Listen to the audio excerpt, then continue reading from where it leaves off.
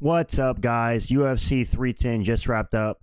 Pantoja versus Asakura, and overall, I would have gave the card like a 7.5 or 8 out of 10. A lot of finishes, a lot of entertaining fights, some BS decisions, but I just wanted to come on here and give a quick recap of all the fights for anybody that missed it or wants to hear my recap. So let's get right into it with that main event. Pantoja submits Kai Asakura in round 1. Who saw this coming? Not me. Yeah, I predicted this, a grappling clinic by Pantoja, and he won up me and finished Kai Asakura. Kai Asakura was serving up some scrambled eggs in the early rounds, or the early round, and yeah, man, he was able to get out of position. They were both really fast, but at the end of it, man, Pantoja just too good, too slick on the ground, sinks in a rear naked choke eventually, and yeah, taps out Kai Asakura to get his third title defense. Pantoja's beat like what, 9 of the top 10 at flyweight now. Dude is goated. One of the most underrated champion right now is Alexandre Pantoja. It's tough for the flyweights to get love just because nobody really takes them serious. I don't know, something about flyweight. Even when DJ was champion, now Pantoja, they're so good, but it's just like, I don't know, it just doesn't feel, they don't have aura. You know what I'm saying? Maybe if Pantoja goes up to bantamweight and he could get the bantamweight belt, then he gains some aura, but that's tough because he'd be at a size disadvantage most likely. Either way, Pantoja pretty much runs through Kai Asakura. Who would have thought? You could do Kai Asakura versus Tatsuro Taira now in like a Japan fight night. For Pantoja, he probably fights Kai Kara-France next, even though I think he's already beaten him. But it's tough, man. Pantoja's running out of guys to beat. This dude's so good. 34 years old, still seems to be in his prime. Yeah, I made a video about how people, champions that might fall off soon, and Pantoja was in there. And man, I don't know. Maybe he won't fall off. He's just that damn good. Either way, shout out to Pantoja for steamrolling Kai Asakura. Good performance by him. Let's move on to that co-main event where Shavkat Rakhmonov beats Ian Garry by a close decision. Now, let me just say, I dropped a video saying how Shavkat would run through Ian Garry and submit him in the third round, and boy, was I wrong. I was right that he was going to win, but it was a close fight, and I think I underestimated Ian Garry's skills. Ian Garry is legit. He is top 3, top 4 in the welterweight division, and I think he beats a lot of those guys, man. I think he smokes Colby Covington. I think he can contest and even maybe beat a Jack Della Maddalena. I think he can even contest with like a Bilal Muhammad, man. Ian Garry proved that he's a top guy and hung in there with Shavkat, took bombs off Shavkat, went to the ground and got in some dangerous positions with Shavkat. And man, like I said, he was taking some heavy shots. Shavkat was pushing him up against the fence. He had a really hard time getting Ian Garry down. Ian Garry's takedown defense looked amazing in this fight. And even whenever Ian Garry got taken down, he stayed in there, stayed like in good position, fought off the submission attempts and ground and pound by Shavkat, and eventually will work his way back up to his feet. And yeah, it was a great fight back and forth. Shavkat wins by a 48-47 decision. So for Ian Garry to win 2 rounds off of Shavkat is extremely impressive. I was a little disappointed in Shavkat's performance. I thought he would be able to finish Ian Garry, but even in the 5th round, man, it got real dicey for Shavkat. Ian Garry had the body triangle on his back. I literally thought he had his rear naked choke synced in and he was going to choke out Shavkat. That was insane to see. Imagine a world where Ian Garry has a submission win over Shavkat Rakhmonov. So maybe we did overrate Shavkat a little bit. However, here's a hot take. I still think he beats Bilal Muhammad. Call me a casual. I'm still taking Shavkat versus Bilal Muhammad. I don't know, man. Ian Garry has some finishing ability. Bilal Muhammad has little to no finishing ability. So I like his chances. I wish Shavkat was actually looking more dangerous on the feet than he was on the ground against Ian. So I wish he'd have stopped initiating the clinch and just kept it in the striking. Because in the striking, he seemed to continuously tag Ian Garry. And I was actually impressed that Shavkat could contest with Ian Garry in the striking that well. And Ian Garry seemed to contest with Shavkat in the grappling better than we all thought he would. So shout out to Ian Garry for performing better than we all thought he would. He definitely surpassed my expectations, and I think his stock goes up after this fight, and Shavkat's stock maybe drops a little. He's now officially lost his 100% finishing rate. Either way, it was a great fight. It was entertaining. Shavkat gets the win, but yeah, Ian Garry hung in there and showed that he's a top guy at welterweight. Let's move on to the feature fight of the card. We had Ciryl Gane winning an absolute robbery over Alexander Volkov. This was Volkov 2-3. Rounds 2 and 3, clear as day, outworked and outstruck and even outgrappled Ciryl Gane in moments in those rounds and just looked to be the more improved and better fighter. Ciryl Gane was okay. His wrestling and grappling seemed to be more improved, and he did actually take Alexander Volkov down a couple times, but I 100% thought Volkov run round 2 and 3. And I think most people watching would have told you that. There's going to be some cool kids who are going to come on here and be like, dude, that wasn't a robbery, dude. Gane clearly won that fight. Dude, Gane and his coaches literally pretty much admitted defeat at the end of the fight. Whenever they were like waiting on the winner to be announced, they were shaking their head no. The coach was pissed. And then they announced Gane as the winner, and he literally walks out of the octagon because he's so pissed about his performance. And then he comes back to talk to Joe Rogan. He's super salty. But, yeah, man, Volkov absolutely deserved that win. And then Dana White goes up and says something to Volkov outside the cage. I would love to know what he said. I'm sure Dana's going to give him a bonus and say, look, man, you won that fight 100%. Either way, yeah, it was crazy that Gane got this win. I don't know why the judges favored Gane so heavily in this fight. And, yeah, man, Volkov won this fight in my opinion. So, technically, I got this pick wrong, even though I technically got it right on paper. But, yeah, Volkov's still a top guy in this division. He looked good. Even Gane looked even improved in the grappling, but I still thought that Volkov won the fight. But the robbery decision goes to Gane. Either way, solid fight. Let's move on to the next one. We had Bryce Mitchell TKO and Kron Gracie with elbows. Kron Gracie once again looked embarrassing. I mean, he didn't look as bad as his last fight, but still, why on earth was this on the main card over Aljamain Sterling, Movsar, Evloev? I couldn't tell you. Nobody can tell you. This absolutely should have been on the prelims. I like Bryce Mitchell. I'm not really a fan of Kron Gracie, but Bryce Mitchell's entertaining. And yeah, shout out to Bryce Mitchell, man. Not afraid to go to the ground with Kron Gracie. Kron Gracie threatened submissions on Bryce Mitchell, but Bryce Mitchell powered through. Kron Gracie kept pulling guard, and eventually he pulled guard against Bryce Mitchell. He was slammed to the ground, and then Bryce Mitchell just started hammering elbows across his face. And yeah, the ref stepped in. Bryce Mitchell gets a TKO or KO when maybe you count it as a KO because Kron did seem to go out for a second. Bryce Mitchell gets a KO via elbows against Kron Gracie. Super happy for Bryce Mitchell after that brutal KO loss to what's his name, to Josh Emmett. It's good to see him come back and get in the win column.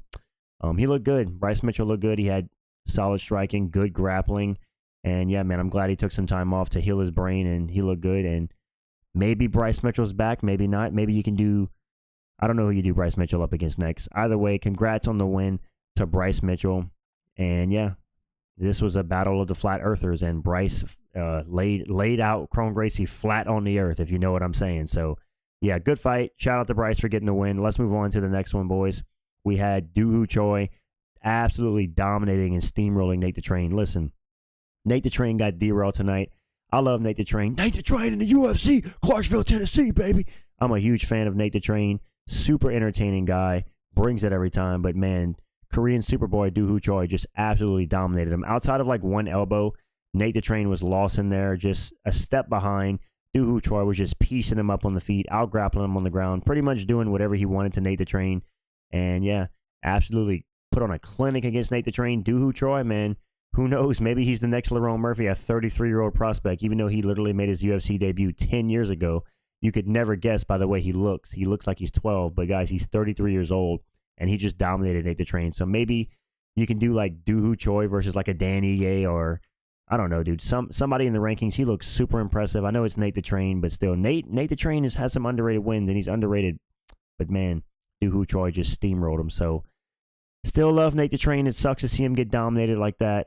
He's still one of the most entertaining fighters at featherweight. For Dooho Choi, give him somebody in the lower end of the rankings or somebody close to the rankings. Either way, let's move on to the next one. Dominick Reyes retires Anthony Smith. Now, Anthony Smith didn't officially say he was retiring, but he might as well have. He was right there. Listen, man, I don't want to see Anthony Smith fight anymore. He's 36 years old, clearly way past his prime. And yeah, he had his best friend pass away a few weeks ago, who was like in nearly every single one of his fights. And you could tell it was hitting him hard in the cage. Anthony Smith crying before the fight started. It was really sad to see, man, and he shouldn't have never been in there fighting. I think Anthony Smith should have retired a while back. I think after he beat Ryan Spann the second time, that's when Anthony Smith should have retired. That'd have been a good time to hang him up. He was never going to get the belt. And Dominick Reyes, man, he's now on a 2-fight finish streak. Shout out to Dominick Reyes, coming out from a dark side of his career with 4 losses with 3 KOs.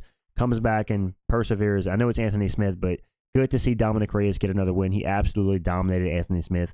Got him to the ground, just eventually just hitting him with little shots, and eventually Anthony Smith wasn't defending, and Dominick Reyes gets the TKO finish. Happy for Dominick Reyes. Sad for Anthony Smith. Sucks that his best friend, or one of his best friends, passed away, man. Rest in peace to that guy. And yeah, I think Anthony Smith should hang it up. Worry about analysts worked, and worry about his family, man. He's had a long career, took a lot of damage. No need for any more damage for Anthony Smith. Hang him up, man. Shout out to Anthony Smith and Dominick Reyes. It was a scrap, but Dominick Reyes easily won the fight. Let's move on to the next one. Oh, this was crazy, dude. Vicente Luque runs through Gorimbo by submission. He submits Themba Gorimbo, I think, in 52 seconds, and he proved us all wrong, dude. Freaking, dude, Vicente Luque is back. Maybe. I don't know. Was his fight against Buckley a one-off, and that's not who he is? He said he's back. He just steamrolled Themba Gorimbo, which is super impressive, man. And what do you do with Luque, man? Now, looking at that fight, he would have absolutely annihilated Nick Diaz. I was picking him to win against Nick Diaz, but after how he looked in the Buckley fight, it was like, man, I don't know, man. After that brain injury, is Luque the same fighter? And he looked in prime form, man. He landed his signature Darce choke. I think he's also submitted Chiesa and Woodley with a Darce choke, and now Themba Gorimbo. It's crazy, man. Vicente Luque, the new Dark Knight. Is he washed? Is he good? I don't know, man. He's inconsistent these days. It's weird. So it's like you could give, maybe you do like Vicente Luque versus Jeff Neal. I don't know. Either way, this was an insane performance by Luque. No one expected this. People were writing him off, including myself, saying that Themba Gorimbo was going to absolutely annihilate him. Vicente Luque's washed. His brain hemorrhage has ended his career. He's not the same guy. That was the narrative going in here. He smokes Themba Gorimbo. Shout out to Luque, proving us all wrong. What an absolute silent assassin, as his name suggests. So yeah, man, I'm happy for Vicente Luque, and shout out to Themba Gorimbo for stepping up on short notice. He tried, man, and he didn't make it, but he stepped up, and that's the name of the game, man. Let's move on to the next one. We had Movsar Evloev wins a competitive decision versus Aljamain Sterling, 29-28 across the board, I believe. Shout out to Aljamain Sterling, though, showing amazing wrestling, man, taking down Movsar more than anybody else has in the UFC. Aljamain's wrestling looked really good. Or is Movsar's wrestling defense a little suspect? Because Aljamain's never been the best wrestler. Sure, he's one of the best back takers in the UFC, but like when it comes to pure wrestling, Aljamain's solid. He's not amazing, though, and he was able to get Movsar down a lot. So credit to Aljo to showing that his grappling is right there with Movsar's, top notch. But Movsar had the bigger moments. He seemed to have more dominant positions, and some people are going to argue that Aljo won this fight. I think it was close. At best, it's a draw, but I don't think Aljo won. I would give a close decision to Evloev. Either way, not going to lie, Evloev gets smoked by Topuria, and honestly, I would favor Lopez to beat him in a rematch. So Evloev's now 9-0 in the UFC, all decisions, the least dangerous featherweight in the entire division. But look, he looked good. He looked decent. He looks like a freaking Dragon Ball Z character with that hair. I'm not sure, anime dude. And Aljamain Sterling looked good, just fell short to Evloev, barely a step behind. But it was a good performance. They should have been on the main event instead of Bryce Mitchell versus Kron Gracie. Either way, this was an entertaining back and forth grappling match. And dare I say, this low-key could have won fight of the night. Either this or Joshua Van versus Cody Durden, which is insane because people were talking about how this fight was going to be extremely boring. Either way, good performance by both of these guys. Evloev takes it 9-0 in the UFC now. Maybe he deserves a title shot. I don't know. I wish he'd get a finish. But let's move on to the next one, guys. Bryan Battle wins a competitive decision over Randy Brown. And listen, I was on a 7-hour live stream, and I can't remember how this fight went. I think I just remember it being back and forth, and I actually thought Randy Brown won the fight at the end of the fight. But I think Bryan Battle won a split decision. The Butcher, he missed the weight, very unprofessional, but he comes away with a split decision win. And he got on the mic, did his little thing. It was kind of entertaining, but I don't know, man. Whenever these guys miss weight, it pisses me off. You sign the contract, you have one job, make the weight, fight at a fair weight with the other guy. He didn't. Randy Brown drops a close decision to Bryan Battle, ruins his 3-fight winning streak. Bryan Battle's now on a win streak of his own. It was an entertaining back and forth scrap nonetheless. Bryan Battle takes home a split decision. Not much else to say about this fight, boys. Let's move on to the next one. We had Eryk Anders, your boy, TKO, and Chris Weidman. Now, this fight showed me that Chris Weidman needs to retire. Like, I'm sorry, dude. Eryk Anders I'm not trying to shit on the guy, but he's just not good. He's kind of just mid everywhere. Like, he's just kind of like a hard worker, jack of all trades, kind of like decent everywhere, but not great anywhere. And Chris Weidman was talking in beginning of this year how he can make a title run and that he still feels like he could be the best middleweight in the world. Get out of here, Chris Weidman. Shout out to Chris Weidman. Long career, but he's cooked. He's had a broken leg. He's had a long career. He's been the champion, defended the title a few times. It's time for Chris Weidman to hang it up. Getting TKO'd by Eryk Anders at 40 years old, it's not a good look. Chris Weidman's like probably like 8-9 years past his prime at this point, and yeah, I think he should retire, man. And for Eryk Anders, good performance, a win over a former champion. Eryk Anders' best win in his entire career. I did predict Weidman to win, but shout out to Anders for proving me wrong. Just proven to be too much, seemed to be a step ahead of Weidman, and eventually get the finish by TKO.